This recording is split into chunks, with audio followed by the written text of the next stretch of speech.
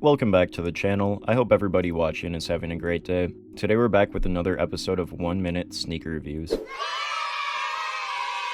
This is where I give you a quick review of a shoe that I picked up in under 1 minute. I'll put a link to my last episode up on the screen right here if you want to go and check it out.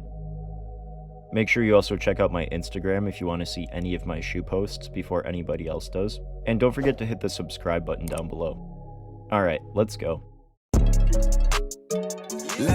Today we're kind of taking a look at the Kith Marvel Asics Gel Lyte 3. The reason I say kind of look at is because the shoe, it actually comes as a mystery box from the shock drop that I ordered from.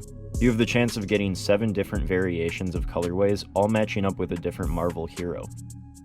There's a 1980s Wolverine, Gambit, Rogue, Storm, Beast, Cyclops, and the rarest one, the 1975 Wolverine, which is reselling for more than $500 to $600. Each of these boxes also comes with a PSA graded card, and all of this insane packaging.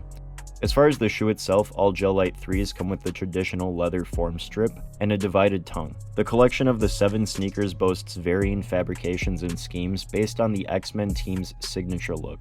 Besides the 1975 Wolverine pair that's absolutely mooning right now, the other colorways are going for around $250 to $300, and the sealed box is going for around $350 in the size that I got, which for a retail cost of $195 isn't too bad. I know this episode is a little bit more lame because I can't actually show the shoes, but hopefully it was still nice and informative. If you like this series, don't forget to hit the subscribe button, and have a great rest of your day.